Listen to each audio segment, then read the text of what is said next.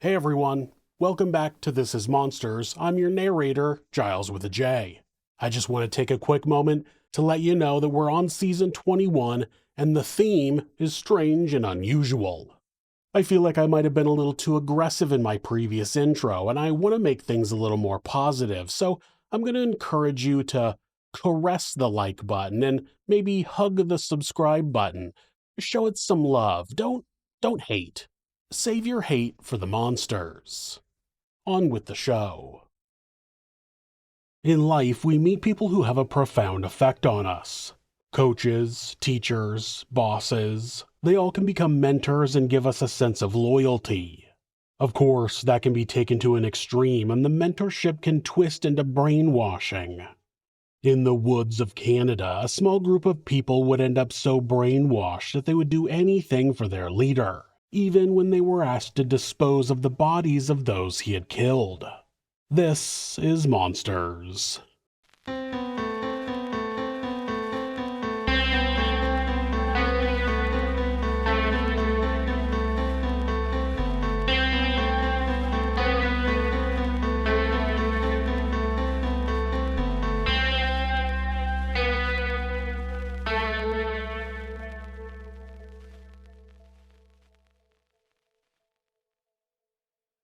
Roch Thériault was born on May 16, 1947 in Quebec, Canada, a descendant of one of the earliest families to travel to Canada from Western France. He grew up in Thetford Mines, just south of Quebec City. Though considered intelligent, he attended a local school that only went to grade 7 and never continued on to the nearby high school. He eventually started working as a carpenter and worked to educate himself to become a self-proclaimed intellectual. Later in life, he would be considered a hypochondriac, but he did suffer medical issues when he was younger. As a teen, he had frequent stabbing pains in his abdomen, which led to multiple operations to remove ulcers when he was in his early 20s. Eventually, he would become known for being a notorious crybaby. He would complain about any little problem, with some saying he can make a case of the sniffles seem like a life-threatening illness. Roch grew up in a Catholic household, but his father Hyacinthe was a member of a group called the White Berets. They started during the Great Depression with ideas of how to improve the economy, but the group the Theriaults were in turned to religion when they failed in politics and began preaching anti-Semitic ideas about Jewish bankers trying to control the world. The family patriarch would make the children wear white berets and they would go door to door citing prayers and asking for donations. Roch did not like having to march around begging for handouts, and it's where his distaste for the Catholic religion began. Roch would go on to tell people that he was severely abused by his father, but his accounts have been disputed by various people who knew him when he was younger, including his father. Despite Roch not being interested in Catholicism specifically, he would go on to become somewhat obsessed with the Bible, specifically the Book of Revelations. It's the part of the Bible that talks about the end of the world and has been the focus of many a doomsday cult. When Roch was in his later teens, he met a young woman named Francine Grenier at a local dance. The two started dating and got married in 1967. Roch built a house a little more than half a mile or about 1 kilometer down the street from his parents, but it wasn't long before the couple moved to Montreal. Roch started working for the fire department inspecting chimneys. The couple had their first child, a son named Roch Jr., in January of 1969. While Francine was pregnant with their second child was when Roch had his first surgery for his ulcers. Their second son, Francois, was born in April of 1970. Later that year, Roch had his second surgery, but it didn't seem to help. Soon after, he was diagnosed with dumping syndrome. The condition was caused by the nerves that were severed during his surgeries and made the food he ate not get processed in his stomach properly. He would spend the rest of his life with pain and heartburn. That wasn't the only change in the man, though. People who knew him said his personality also changed and he started obsessing over medicine, reading anatomy textbooks, and telling people he was dying. He claimed that after the surgery, his insides were made of plastic. People say he also became reckless and self-centered. He quit his job with the fire department and the family moved back to Thetford Mines. Roch started working on his own as a carpenter and wood carver, making ornate furniture and wooden mugs. While there, he asked his parents if he could start a nudist colony on some of their land, but they said no. At the beginning of 1977, members of the Seventh-day Adventist Church came to Thetford Mines to preach about the future of humanity. Roch was in attendance at that very first sermon. Eventually, the evangelists left, and the small congregation they had built began having weekly services in a hotel room before going out to proselytize. Roch was immediately engrossed in the teachings, and he quit drinking and smoking, and he became a vegetarian. By then, he had started seeing a woman named Giselle, whose last name changes depending on the source. He brought her into the church, where he told the other followers that his first wife was heartless and had left him. She eventually would, but it was because Roch wasn't taking care of his family and was cheating on her. He made a bed in the back of his truck to keep up the appearance that he and Giselle weren't having sex before marriage, which they were. He also began selling Adventist literature as an official delegate for the Health and Home Services of Quebec, which was basically the church. He quickly became a top seller. Through the church, Roch met a number of young adults, many of whom were women.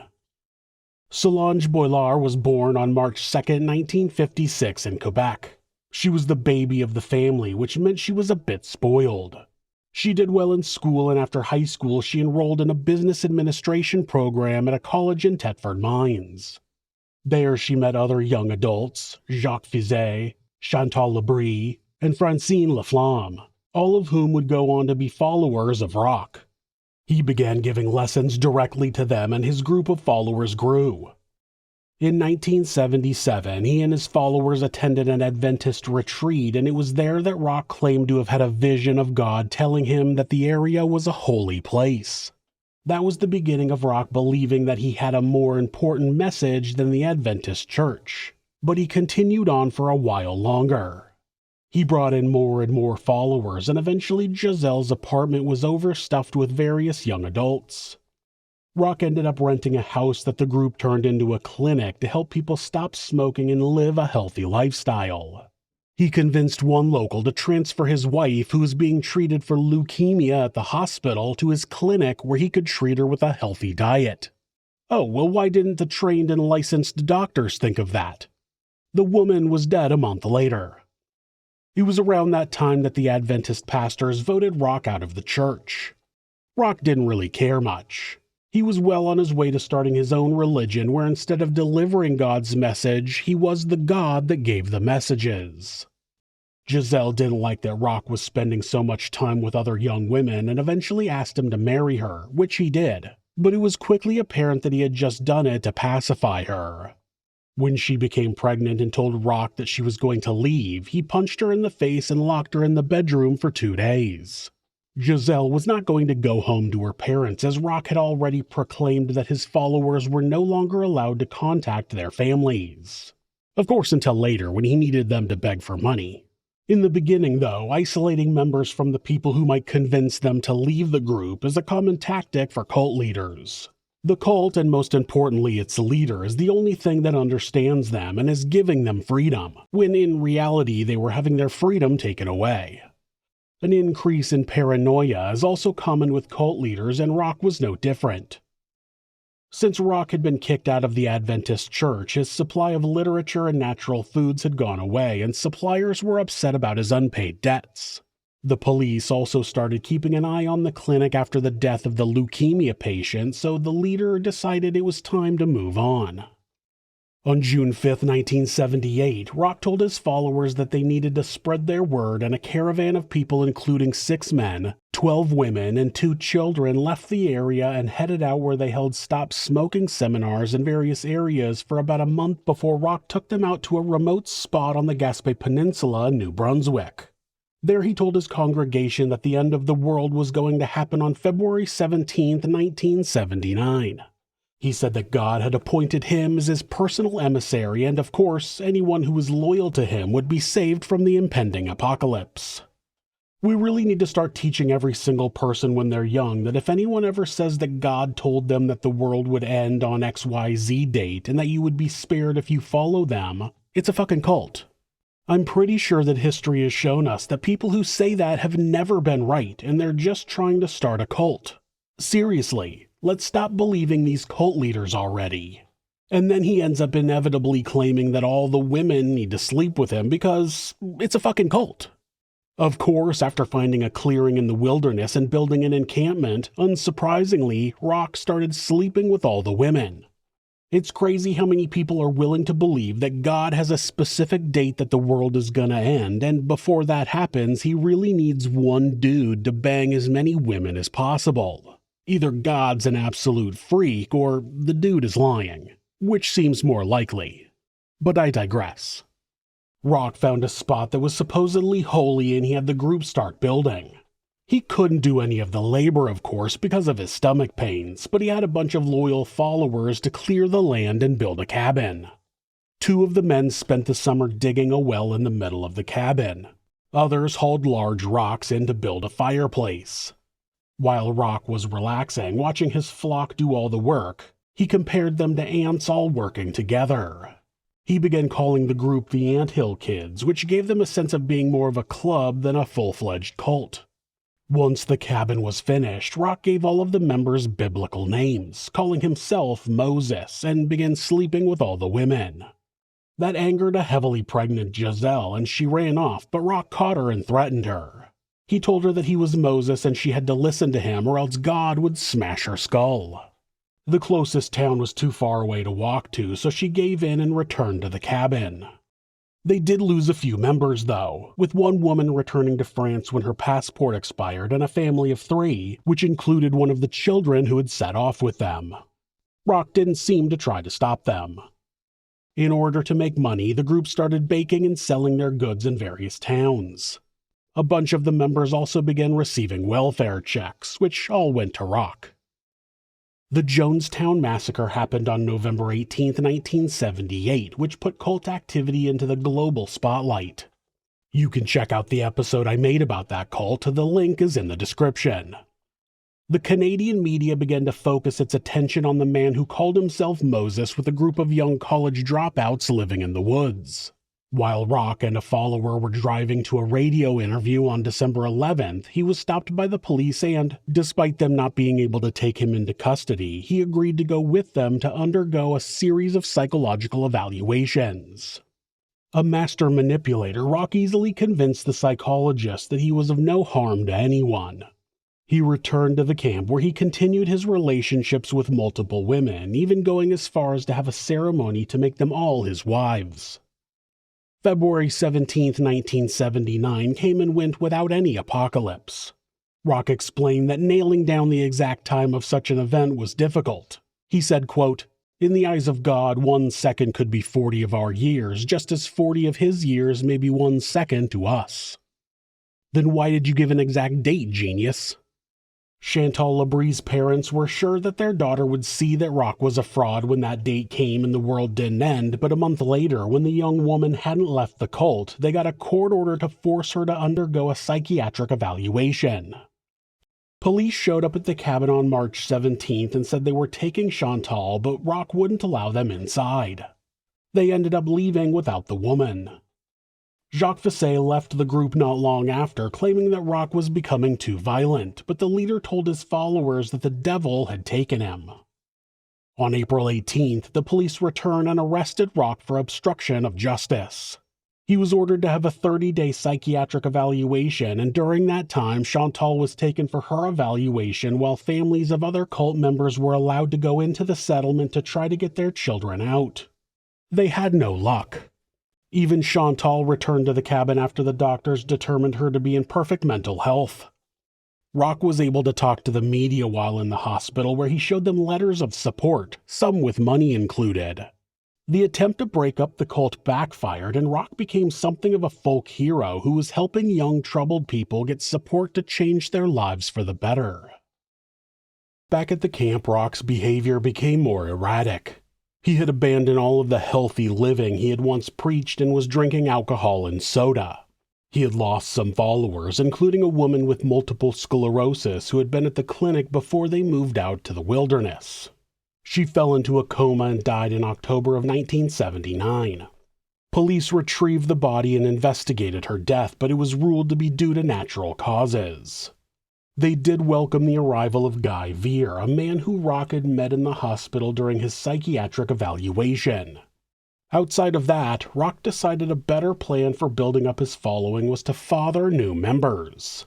By the early 80s, Roch had fathered 3 children by 3 different women, Giselle, Nicole, and Solange.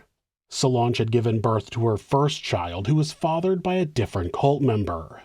There were also 2 children from a married couple who had previously joined the cult. Roch was said to treat the children very violently, but his physical abuse was not reserved for just the children. He started believing that his followers need to be kept in line and that violence was the best way to do that. He would punch the members and hit them with hammers. He told one follower, Jacques Giguère, that he needed to prove his loyalty by cutting off one of his wife Maurice's toes. He said that if Jacques didn't cut one off, then he would cut them all off. Jacques relented and cut off one of Maurice's pinky toes. After that, Roch made Jacques his main enforcer. On March 23, 1980, Roch's 2 sons from his first marriage, who were 10 and 12 by then, arrived at the camp and the leader organized a huge party to celebrate. Guy Veer had not been brought into the camp as a full member of the cult. He had actually signed a contract with Roch to watch the 3 children who were not fathered by him in exchange for food, beer, and a place to live. The official version of events that were accepted in court were as follows. Guy was watching 4-year-old Miriam and 2-year-old Samuel, who were the children of Jacques and Maurice Giguère, as well as 2-year-old Simon, who Solange had had with another member. Guy claimed that Samuel would not stop crying, and in a fit of anger he picked the boy up by the throat and punched him in the face 5 or 6 times. The following day, Roch found out and took the boy to Gabrielle, who had medical training and acted as the group nurse. They said that Samuel's head was flopping around and that his penis was swollen. It was described that Roch took a razor, dipped it in some alcohol, and then cut open the boy's penis to allow the urine to drain out. The following morning, Samuel was dead and the followers burned the body because Roch said that it would attract wild animals. Giselle would later tell a different story of what happened the morning after the party. She said that the boy's face was bruised the following morning, but there was nothing else wrong with him. Roch decided that Samuel needed to be circumcised, likely stemming from his obsession with performing surgery. He used the alcohol to sterilize the razor, but he also made the boy ingest some of it to act as an anesthetic, which is likely what killed the child. When Maurice was told about the death of her son, it said that she was so thoroughly brainwashed that she shrugged it off and continued with her work. Months later, Roch would hold a trial for Guy with all of the cult members serving as judge, prosecution, defense, and jury. They initially found Guy not guilty due to mental illness, but Roch overruled the decision and ordered the man be castrated. Eventually, Roch convinced Guy that the procedure would be good for him and got him to sign an agreement to be castrated. Roch performed the surgery himself and Guy actually recovered. That didn't seem to be enough of a punishment for Roch, though. From that point on, he would continue to beat Guy and is said to have attempted to kill him without success. Then he would order his followers to stab him in the chest, then call them off at the last minute as a form of psychological torture. That caused Guy to flee the camp, and after arriving in a nearby town, he told police about the death of Samuel. The police underwent a month-long investigation, and on December 10, 1981, they stormed the camp and arrested Roch, Samuel's parents, and a number of other cult members. Investigators had learned about the castration of Guy and that it had happened after a vote was taken by the so-called jury in his trial. Then they learned that one of the people who had been on that jury was 12-year-old Roch Jr. He had voted in favor of castration. When investigators searched the camp, they found the charred remains of Samuel and delivered him to the coroner for an autopsy. The coroner determined that Samuel's death was non-accidental and 7 people were initially charged with various crimes. Roch, Guy, Jacques, Maurice, and Gabriel were charged in some way with the involvement of Samuel's death. Another member named Claude was charged with obstruction for burning the body, and Solange was charged with child neglect. With their leader being held without bail, the remaining cult members left the camp and found places closer to the prison, but the authorities used their children as leverage to split them up. The Canadian authorities removed 7 children from the camp and told all of the parents that they could either leave the cult and regain custody of their children, or the kids would be placed into the foster care system. Each of the various parents found their own apartments and agreed to regular visits from child services. But just because they were living separately didn't mean they had lost their faith.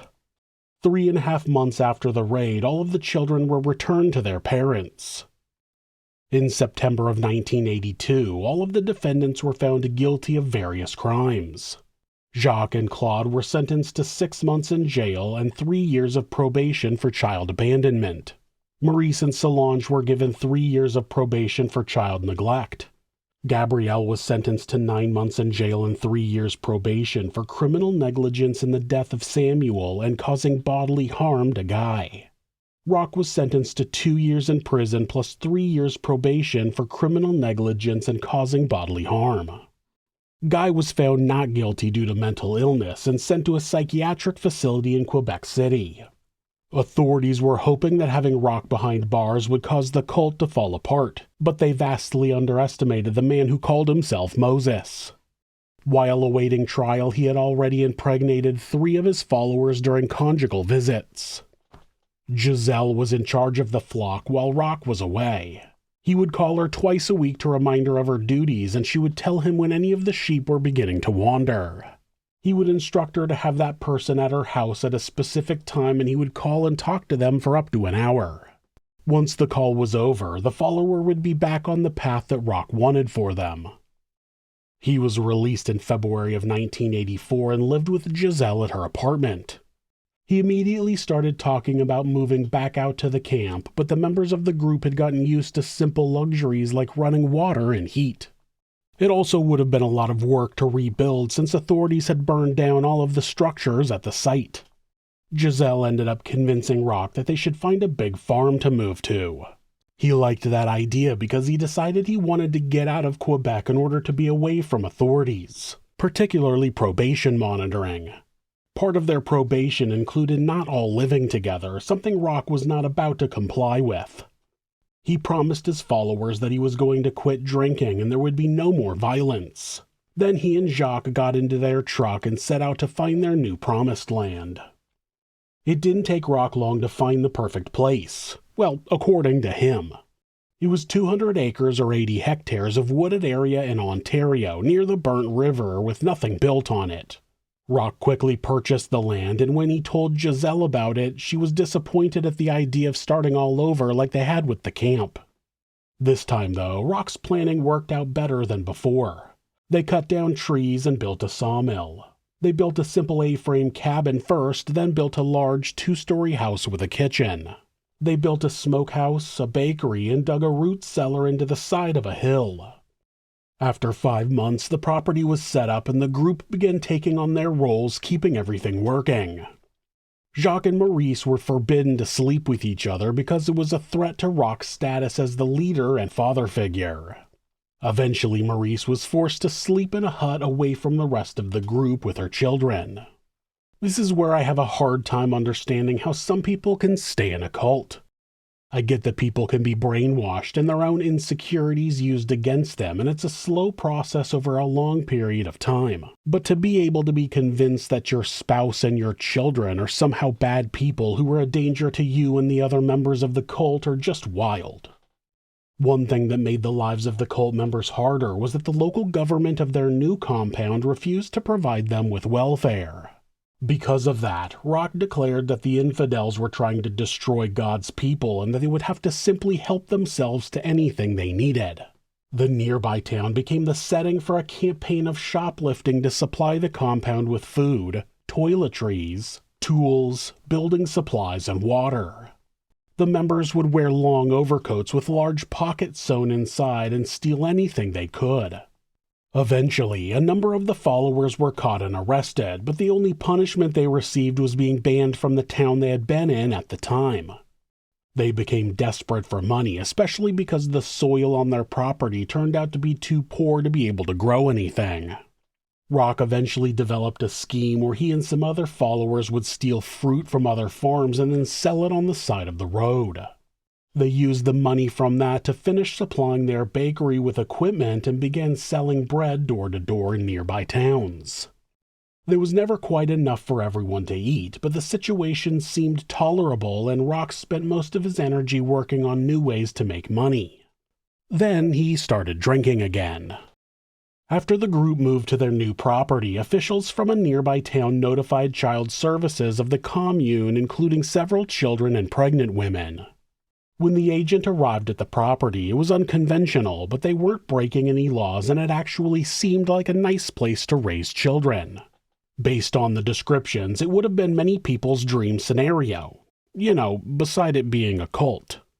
They kept an eye on the group and noticed that their food was scarce, so they helped provide them with food and money to get winter clothing. They also gave them a two-way radio in case of emergencies. Well, on January 26, 1985, one of those emergencies occurred. Gabrielle wrapped her 5-month-old baby in a blanket and placed him in a wheelbarrow outside. He was there for about an hour and 15 minutes before she returned. It had been negative 10 degrees Celsius or 14 degrees Fahrenheit. It shouldn't be surprising that the baby was blue and had stopped breathing. They used the radio to call for an ambulance, but the baby was pronounced dead on arrival at the hospital.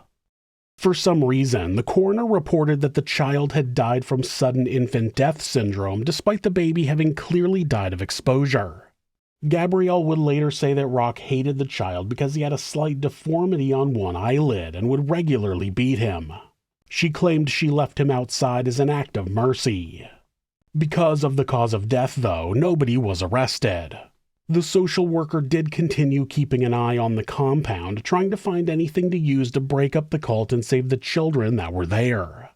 That would come almost a year later when Maurice was allowed to leave the compound. Roch told her she could leave with 2 of her children, Giselle, who was 2 years old, and Thomas, who had been born a few months prior. But her oldest child, Miriam, had to stay behind so she could become his next wife. The girl would have been about 9 years old at the time. Maurice took the opportunity to leave, but contacted the authorities to seek help getting Miriam. It took months for the cult experts to get the brainwashed woman to a state where she could be useful. When Maurice was finally able to think clearly, she told social workers about how things were inside the compound.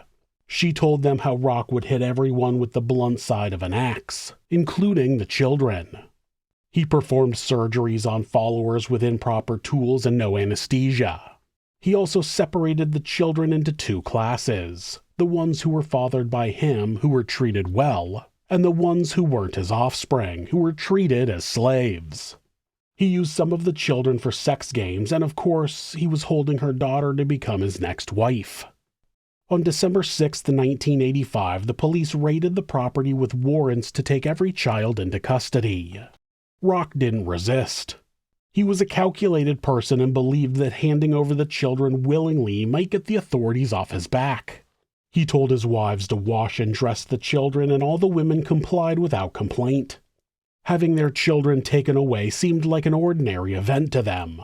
Social workers took pictures of each child with their mother so they could be organized before taking them into town and placing them in foster homes. The women were told that they could get their children back if they agreed to leave the cult, but not a single mother agreed. They just stood there and watched their children disappear onto a bus. As the children's time in their foster homes went on, the horrors of their previous lives became more and more apparent. Some children's teeth were black and yellow. One boy was terrified of all bearded men. An infant girl would rock back and forth, chanting. As they got more comfortable, they would tell their foster families stories about how they would be deprived of sleep with a loud bell ringing throughout the night, or the strange rituals involving chanting and upside-down crosses. Some people could try to explain it away as the children making up stories, but the families would find out that multiple children had said the exact same things, and then the stories would be confirmed by Maurice. Then a number of the children described being involved in sex acts with Roch. One girl described pulling on his penis until white stuff came out. Then there was the physical abuse.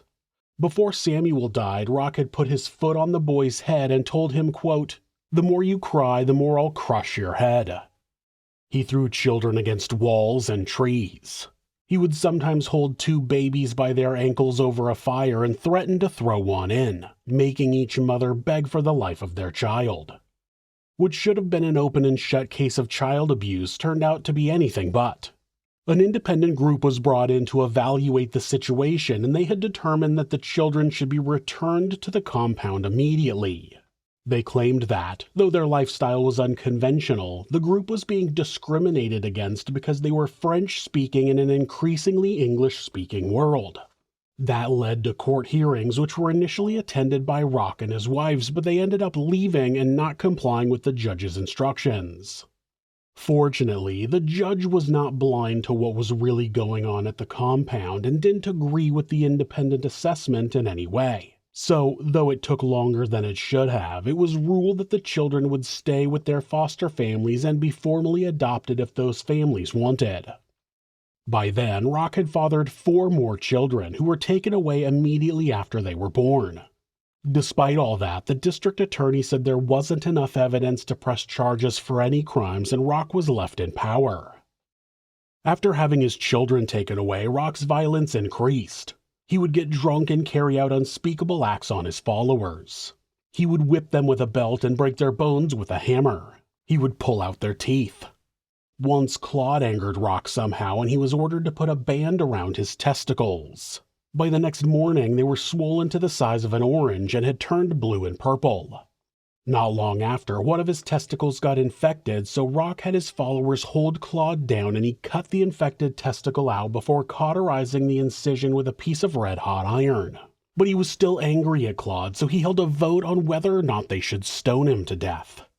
The members voted against it, which threw Roch into a rage, and he threatened to open Claude's stomach with an acetylene torch. But Claude managed to get free and hid in the forest until the cult leader sobered up. In February of 1987, Roch stabbed Giselle in the leg and wouldn't let her get treatment. She wrapped a towel around it and it ended up swelling up to the size of a football. Roch attempted to perform surgery by cutting open the wound and pouring boiling water over it. When the swelling didn't go down after a few weeks, he mixed salt and olive oil and rubbed it into the wound. Then he put spruce gum over the wound and covered it with a bandage. Giselle limped around for a month, making sure to get all of her chores done to not make Roch angry, and then when he left for a trip to Toronto, she hitchhiked to a women's shelter. She was so brainwashed by Roch that she didn't know how to live outside of the group, so she eventually went back. She never sought treatment at a hospital because she didn't want to have to explain how she had gotten the wound, but it did eventually heal. The violence continued to escalate. It would later be revealed that Roch had taken a torch to Nicole's stomach the day she gave birth to one of his children. He broke Jacques' ribs with a club. He kicked Nicole in the stomach when she was 3 months pregnant, causing her to lose the baby. He broke Giselle's ribs by kicking her with a steel-toed boot. He shot Nicole in the right shoulder. He bent all of Claude's toes back until they were broken. He crushed Gabrielle's right hand in a vise. He ordered Jacques to cut off one of Gabrielle's fingers with a pair of wire cutters. He injected Gabrielle in the back with an unknown solution and then broke the needle off, leaving it in her back. He fired a .22 caliber bullet at Claude, grazing his scalp. He beat their workhorse to death with chains. He slammed Solange on the floor and punched her in the face, breaking her cheekbone. He ordered one of the women to break Claude's leg with a sledgehammer, and he cut his arm open with a piece of broken glass. The beginning of the end of the Antill kids started with Solange complaining of stomach pains. Roch had been convinced that it was her liver and that she would need an operation. They took her to the bakery, and Roch performed the operation on her there. First, he gave her an enema with a mixture of molasses, oil, and water. Then he started pushing and even punching on her stomach. He then placed a tube down her throat, the same one he'd used for the enema, and started blowing air into her stomach. It's unclear why. Then he cut Solange open, jammed his fingers into the opening, and pulled something out. Some said it looked like a chunk of fat, and others said it looked like a piece of intestine. Either way, he pulled the piece apart and stuck some of it back in the hole in her stomach. Then he had someone sew her up. He claimed that after that brilliant intervention, she would be fine. This may not come as a shock to anyone, but she wasn't fine. She died the next morning. From that point, Roch really began his final descent into madness.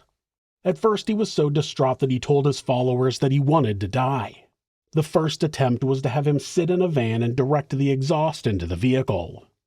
That didn't kill him, so Roch took more than 200 Tylenol, but that didn't kill him either.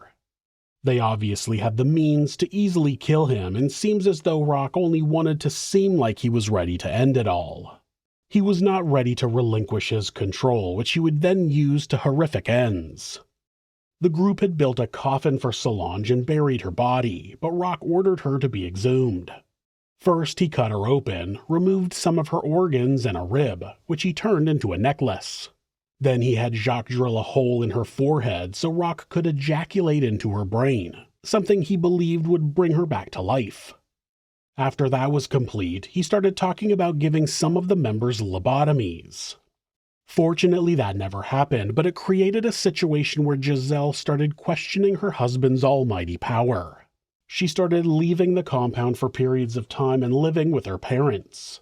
That angered Roch, but without Giselle there, he began taking his rage out on Gabrielle. After her last birth, she had a prolapsed uterus, which was causing her pain as she was forced to work in a field picking cabbage. Tired of hearing her complaints, one night Roch forced her to lie on a table and he attempted to forcibly push and punch her uterus back into her vagina. Then he used a cone-shaped piece of wood like a plug, secured in place with a harness. The following day, when she was ordered into the fields for work, she removed the device and ran to the neighbor's house. They tried to help her medically, but didn't take her to the hospital and didn't alert the authorities. When she returned to the compound, Roch was so mad he ripped out 8 of her teeth for having such a big mouth. At some point after that, Roch attacked Gabrielle with a knife and cut 2 of her fingers. The woman escaped again and went to a women's shelter. Over the course of 3 weeks, she received medical treatment for her hand and her forcefully removed teeth. When she was asked why she didn't leave Roch, she said that he was an alcoholic, but she believed she could fix him.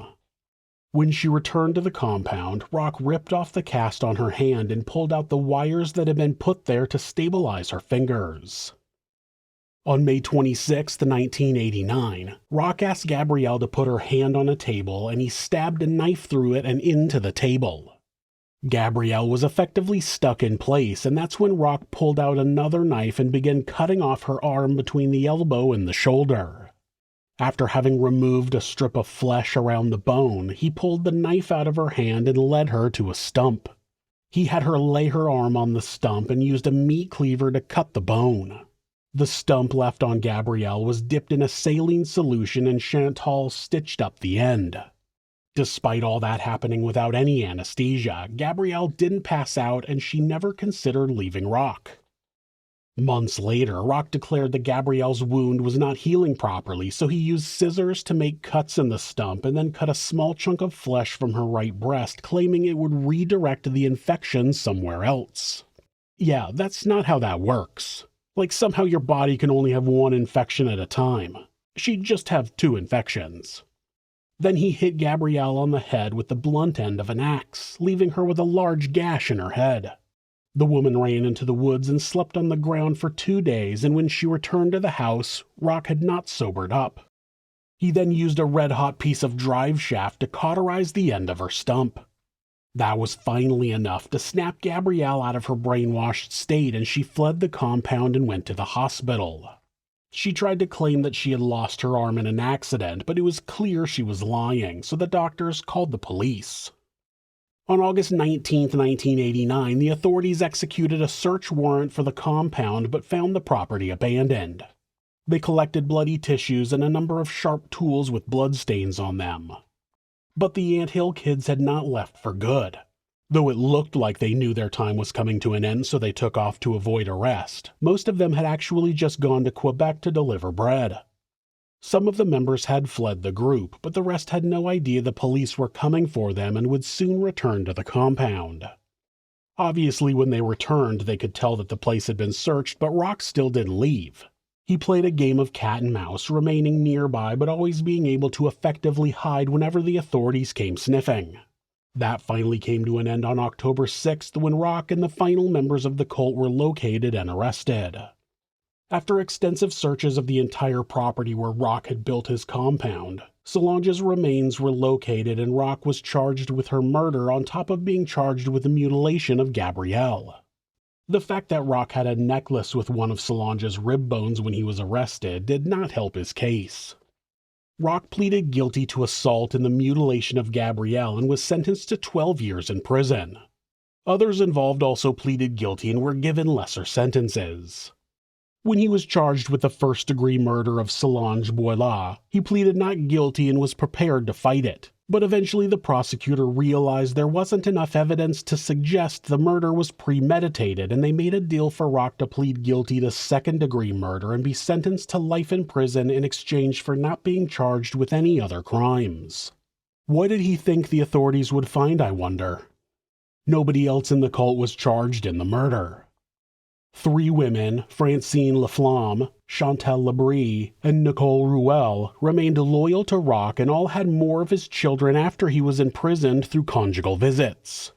Over the years, it's estimated that Roch fathered 23 children, almost all of whom ended up in foster care. Well, the ones who lived. On February 26, 2011, Roch Thériault was stabbed to death by his cellmate Matthew MacDonald. It's said that Roch never stopped talking about the things he did to his cult members, and his cellmate was tired of hearing it. He pleaded guilty to murder, but since he was already serving a life sentence for murder, the second life sentence didn't seem to matter much. There's no doubt that Roch was a monster, and in the end, it took another monster to finally put a stop to him negatively affecting other people.